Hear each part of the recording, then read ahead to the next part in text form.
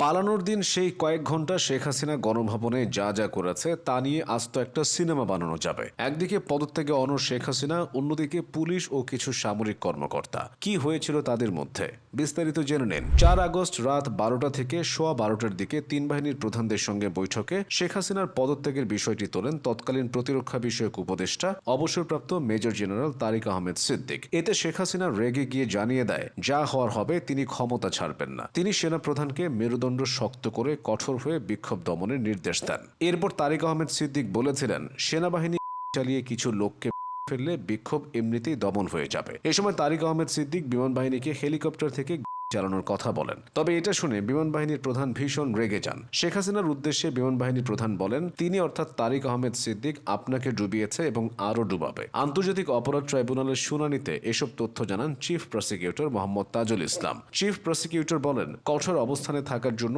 শেখ হাসিনাকে 4 আগস্ট রাতে পরামর্শ দিয়েছিলেন গ্যাং অফ 4। তারা হলেন আওয়ামী লীগের সাধারণ সম্পাদক ওবায়দুল কাদের, সাবেক স্বরাষ্ট্রমন্ত্রী আসাদুজ্জামান খান কামাল, সাবেক আইনমন্ত্রী আনিসুল হক এবং সাবেক প্রধানমন্ত্রীর উপদেষ্টা সালমান এফ রহমান। তাদের পরামর্শ ছিল কোনোভাবেই নরম হওয়া যাবে না। এবার আসে 5 আগস্ট। গণভবনে 5 আগস্ট সকালে একটি বৈঠক হয়। এতে তৎকালীন আইজিপি চৌধুরী আব্দুল্লাল মামুনকে দেখিয়ে শেখ হাসিনা বলেছিলেন, ওরা ভালো কাজ করছে, সেনাবাহিনী পারবে না কেন? তখন আইজিপি বলেন, পরিস্থিতি যে পর্যায়ে গেছে তাতে পুলিশের পক্ষেও আর বেশি সময় এমন কঠোর অবস্থান ধরে রাখা সম্ভব না, ফোর্স টায়ার্ড হয়ে গেছে। এরপর সামরিক কর্মকর্তারা শেখ হাসিনাকে ক্ষমতা ছেড়ে দেওয়ার পরামর্শ দেন। ওই বৈঠকের এক পর্যায়ে শেখ হাসিনা রেগে যান এবং বলেন, তাহলে তোমরা আমাকে করে ফেলো এবং গণভবনে কবর দিয়ে দাও। ওই বৈঠক থেকে সামরিক কর্মকর্তারা শেখ হাসিনাকে গণভবনের অন্য একটি কক্ষে নিয়ে যান। ওই কক্ষে শেখ হাসিনার কাছে সামগ্রিক পরিস্থিতি ব্যাখ্যা করা হয় এবং তাকে পদত্যাগ করতে আবার অনুরোধ করেন সামরিক কর্মকর্তারা। তারা বলেন, সময় দ্রুত ফুরিয়ে যাচ্ছে।